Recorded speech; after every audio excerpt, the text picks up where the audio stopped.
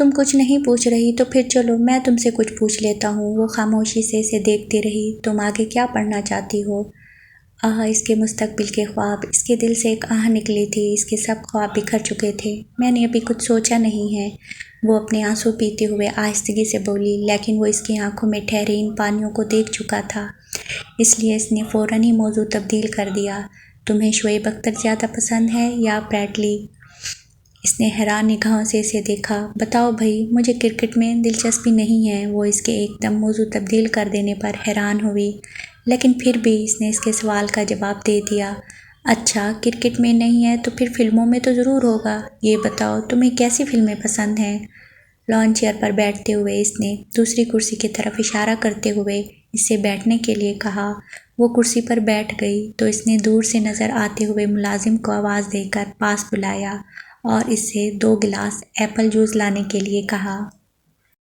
پھر اس کے ساتھ بیٹھ کر جوس پیتے ہوئے وہ اس سے فلموں اور شوبز کے بارے میں باتیں کرتا رہا۔ رات کے کھانے کے بعد کمرے میں جا کر لیٹنے پر خلاف معمول سے جلدی نیند آ گئی تھی، لیکن سونے کے فوراً بعد ہی ایک بہت ہی برا خواب دیکھنے پر وہ خوف زدہ ہو کر اٹھ بیٹھی۔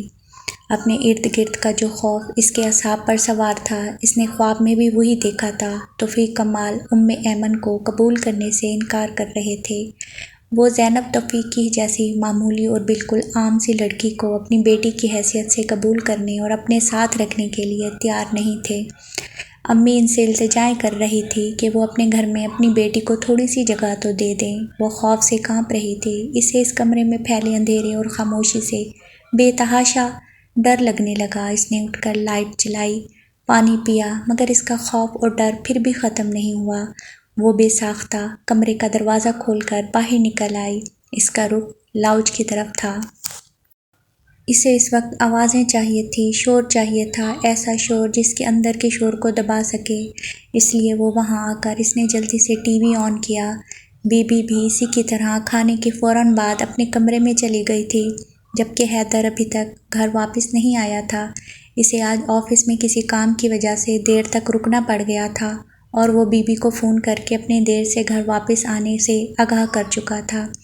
ابھی وہ صوفے پر بیٹھی ہی تھی کہ دروازہ کھلنے کی آواز آئی۔ خوف زدہ سے انداز میں اس نے گردن گھما کر دروازے کی طرف دیکھا۔ ٹی وی دیکھا جا رہا ہے؟ وہ اسے دیکھ کر حسب عادت خوش دلی سے مسکرایا، پھر کچھ بے فکرے اور لاپرواہ سے انداز میں دوسرے صوفے پر بیٹھ گیا۔ اپنا کوٹ اور موبائل بھی اسی نے یوں ہی لاپرواہی سے صوفے پر ڈال دیا۔ تمہاری طبیعت کیسی ہے؟ اس سے خود کو چھپا کیوں نہیں پاتی تھی وہ؟ خود پر اسے بہت غصہ آیا۔ ٹھیک ہے، چہرے پر مسکراہٹ لاتے ہوئے اس نے خود پر سے ڈر، خوف، مایوسی اور بے بسی والے تمام تاثرات کو مٹانے کی پوری کوشش کی۔ وہ بہت غور سے اس کی طرف دیکھ رہا تھا۔ تم ابھی بیٹھی ہو یہاں پر؟ ایک دم ہی صوفے پر سے اٹھتے ہوئے اس نے اس سے پوچھا۔ میں 10-15 منٹ میں آتا ہوں، پھر ہم ساتھ بیٹھ کر کافی پئیں گے۔ اس کے جواب دینے سے پہلے ہی وہ مزید گویا ہوا اور پھر اپنا کوٹ اور بریف کیس اٹھاتے ہوئے لاؤنج سے نکل گیا، جبکہ موبائل وہ صوفے پر ہی چھوڑ گیا تھا۔ میں نے دیر تو نہیں لگائی؟ وہ 6-7 منٹ میں ہی لباس تبدیل کر کے واپس لاؤنج میں آ گیا تھا۔ وہ جواباً کچھ نہیں بول پائی۔ چائے تو میں تمہیں بنا کر پلا چکا ہوں، آج تم میرے ہاتھ کی بنی ہوئی کافی پی کر دیکھ لو۔ تم اتنی دیر ٹی وی دیکھ لو، میں بس جلدی سے کافی بنا کر لاتا ہوں۔ صبح 8 بجے آفس جا کر رات 11:30 بجے گھر واپس آنے کے بعد وہ بجائے اپنے کمرے میں جا کر آرام کرنے کے اس کی مہمان نوازی کے لیے خوشی خوشی تیار تھا۔ یہ رہی تمہاری 1 چمچ چینی والی کافی اور یہ میری 2 چمچ والی۔ اسے اس کے لاؤنج میں آنے کا پتہ ہی نہیں چلا تھا۔ اس نے ٹرے ٹیبل پر رکھتے ہوئے یہ بات کہی تو وہ چونکی۔ وہ اپنا مگ لے کر اس کے سامنے والے صوفے پر بیٹھ گیا۔ اتنی دبلی پتلی سی تو ہو، تمہیں ڈائٹنگ کی کوئی ضرورت ہے تو نہیں؟ کافی کا پہلا گھونٹ لیتے ہوئے اس نے اس کی 1 چمچ چینی پر تبصرہ کیا۔ وہ مروتاً مسکرا دی۔ کیسی ہے کافی؟ وہ اس کے منہ سے اپنی بنائی کافی کی تعریف سننے کے موڈ میں نظر آ رہا تھا۔ بہت مزے کی ہے، اس نے سنجیدگی سے فوراً تعریف کر دی۔ اس وقت اس کے موبائل نے شور مچایا۔ اسی لاپرواہ سے انداز میں کافی کا سپ لیتے ہوئے اس نے کال ریسیو کی۔ ہیلو۔ دوسری طرف سے آنے والی آواز کو سن کر اس کے چہرے پر مسکراہٹ کی جگہ اچانک ہی سنجیدگی اور کچھ غصے نے لے لی تھی۔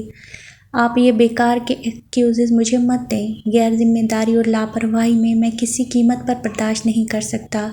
آپ کی گھریلو زندگی کی کیا مجبوریاں ہیں وہ آپ مجھے مت سنائیں۔ اگر آج میں نے غور سے ان پیپرز کو اسٹڈی نہ کر لیا ہوتا تو کچھ اندازہ ہے آپ کو کہ ہمیں کتنا بڑا نقصان ہوتا۔ اتنے اہم کانٹریکٹ میں اتنی بڑی بڑی غلطیاں۔ اس کا لہجہ کسی بھی قسم کی مروت سے عاری تھا۔ وہ نہ تو چیخ رہا تھا اور نہ ہی اس کا لہجہ بدتمیزی والا تھا، لیکن پھر بھی اس میں کوئی بات تھی جو ڈرا رہی تھی۔ مالکانہ تحکم کے لیے وہ اپنے مخاطب سے جس طرح سے بات کر رہا تھا، اس سے اندازہ ہو رہا تھا کہ وہ اس کی غلطی معاف کرنے کے لیے تیار نہیں۔ محض 5 منٹ میں ہی وہ بات ختم کر کے موبائل ٹیبل پر رکھ کر دوبارہ اس کی طرف متوجہ ہو گیا۔ تمہیں کیا ہوا؟ تھوڑی دیر پہلے تو اچھی خاصی بیٹھی تھی۔ اس کے چہرے پر دوبارہ مسکراہٹ تھی۔ کچھ نہیں، آہستگی سے جواب دیتے ہوئے اس نے اپنا خالی کپ میز پر رکھ دیا۔ چند سیکنڈ تک وہ اسے خاموشی سے کافی کی سپ لیتا رہا، اس کی طرف یوں دیکھتا رہا جیسے کچھ سوچ رہا ہو۔ پھر اس نے صوفے کے بالکل پاس اپنے دائیں ہاتھ پر رکھی سائیڈ ٹیبل پر پڑا رائٹنگ پیڈ اور پین اٹھایا اور اس سے بولا، ہینگ مین کھیلو گی؟ وہ اجنبے سے اس کو دیکھنے لگی۔ وہ بہت فریش اور بالکل فارغ نظر آ رہا تھا۔ اس کی حیرت سے بے نیاز اپنے ہاتھ میں پکڑا رائٹنگ پیڈ اور فون اس نے سینٹر ٹیبل پر رکھ دیے تھے۔ تم ابھی تک صوفے پر جمی بیٹھی ہو؟ یہاں آ کر بیٹھو۔ اس نے اپنے سامنے رکھے دوسرے فلور کشن کی طرف اشارہ کیا۔ آتا ہے نا تمہیں کھیلنا ہینگ مین؟ بچپن میں ضرور کھیلا ہوگا تم نے۔ میں ماریا تو ہینگ مین بہت کھیلا کرتے تھے۔ وہ فلور کشن پر آ کر بیٹھی تو اس سے بولا۔ ان کے درمیان میں ٹیبل تھی۔ پہلی باری میری ہے۔ وہ پین اپنے ہاتھ میں لیتے ہوئے اس سے بولا، میری ووکیبلری زیادہ اچھی نہیں ہے، میں یہ نہیں کھیل سکتی۔ وہ بہت شرمندگی سے سر جھکا کر بولی، کوئی فرق نہیں پڑتا، میری ووکیبلری بھی کچھ خاص نہیں ہے۔ تم کھیلو گی تو تمہیں خود اندازہ ہو جائے گا۔ ہمیشہ ماریا ہینگ مین میں مجھ سے جیتا کرتی تھی۔ آخری بار شاید ہم دونوں نے اس وقت کھیلا تھا جب میں 14 سال کا تھا، اور اس روز ماریا ہی جیتی تھی۔ اس کی ووکیبلری بہت زیادہ زبردست ہے۔ پتہ نہیں کہاں کہاں سے ایسے الفاظ ڈھونڈ ڈھونڈ کر لاتی تھی کہ جو میں نے کبھی سنے ہی نہیں ہوتے تھے۔ وہ مسکراتے ہوئے بڑے اطمینان سے اپنی کمزوریوں کا اعتراف کر رہا تھا۔ چلو کھیل شروع کریں، اس نے اس سے پوچھا۔ پھر اس کے جواب دینے سے پہلے کاغذ اور پین کی طرف اشارہ کر کے اس کو بتانے لگا، یہ دیکھو، یہ ایک لفظ ہے، اس میں 5 لیٹرز ہیں۔ اب تم مجھے بتاؤ کہ یہ کیا لفظ ہے؟ کچھ بکھلائے ہوئے انداز میں اس نے کاغذ پر نگاہیں دوڑائی۔ اس شخص کے سامنے کم علم اور نالائق ثابت ہونے کا تصور اس کے لیے بڑا تکلیف دہ تھا۔ مجھے کچھ بھی نہیں آتا، بالکل ڈل، ڈفر اور کند ذہن ہوں میں۔ کیا سوچے گا یہ کہ توفیق کمال کی بیٹی میرا پوچھا ہوا ایک عام سا لفظ بھی نہیں بوجھ سکے؟ دل ہی دل میں اپنے آپ سے باتیں کرتے ہوئے اس نے ایک ایک کر کے سارے واولز بول دیے تھے۔ اس نے وہ بلینکس میں صرف آئی اور ای لکھ دیا تھا۔ اسے خود اس بات پر حیرت ہوئی تھی کہ اس کے صرف آئی اور ای لکھ دینے کے بعد باقی سارے کے سارے الفاظ اس کی سمجھ میں کیسے آ گئے۔ اس نے تکا مارنے والے انداز میں ٹی بولا تو اس نے بلینک میں ٹی لکھ دیا اور ٹیبٹ وہ ایک دم سے بقیہ حروف بولنے کی بجائے پورا لفظ ہی بول گئی۔ اتنی جلدی بتا دیا تم نے؟ میں سمجھ رہا تھا کہ کم از کم آدھا گھنٹہ تو تم سوچ بچار میں ضرور لگاؤ گی۔ بول ایسے رہی تھی کہ میری ووکیبلری بھی نہیں اچھی، صرف 2 منٹ میں ہی میرا پوچھا ہوا لفظ بتا دیا۔ اس نے اسے گھورا اور پھر رائٹنگ پیڈ اس کی طرف کرتے ہوئے پین اس کے ہاتھ میں پکڑا دیا۔ اب تمہاری باری ہے، کوئی آسان سا لفظ پوچھنا، ایسا جو میں آرام سے بتا سکوں۔ پین ہاتھ میں لے کر اس نے 1-2 منٹ سوچا، پھر کسی لفظ کے بارے میں مطمئن ہونے کے بعد کاغذ کی طرف متوجہ ہوئی۔ تم، میں اور مجھ میں ایک بات مشترک ہے، بتاؤ کیا؟ لکھتے لکھتے اس نے سر اٹھا کر حیدر کی طرف دیکھا۔ ہم دونوں الٹے ہاتھ سے لکھتے ہیں۔ بغیر کچھ سوچے یا حیران ہوئے اس نے بے ساختہ اسے جواب دے دیا تو وہ ہنستے ہوئے بولا، تمہیں کیسے پتہ چلا کہ اس وقت میں اس بارے میں بات کر رہا ہوں؟ یہ بھی تو ہو سکتا تھا کہ میں نے تم میں اور اپنے آپ میں کوئی اور چیز ایک جیسی دیکھی ہوتی اور میں اس وقت اس کا ذکر کر رہا ہوتا۔ آپ نے یہ بات میرے ہاتھ کی طرف دیکھتے ہوئے کہی تھی۔ اس لیے مجھے لگا اس وقت آپ اس کے بارے میں پوچھ رہی ہیں۔ اس نے سنجیدگی سے اس کی طرف دیکھتے ہوئے جواب دیا، اچھا یہ بتاؤ، لیفٹ ہینڈرز کے بارے میں ایک بات عام طور پر کہی جاتی ہے، اور وہ بات کیا ہے؟ یہ لوگ غیر معمولی ذہین ہوتے ہیں۔ وہ رائٹنگ پیڈ سے توجہ ہٹا کر اس کی بات کے جواب دینے لگی۔ تم ہو؟ اس کے بتانے پر اس نے بے ساختہ پوچھا۔ نہیں، یہ انکساری یا عاجزی والا نہیں تھا، بلکہ یہ نہیں بہت سچائی اور یقین کے ساتھ بولا گیا تھا۔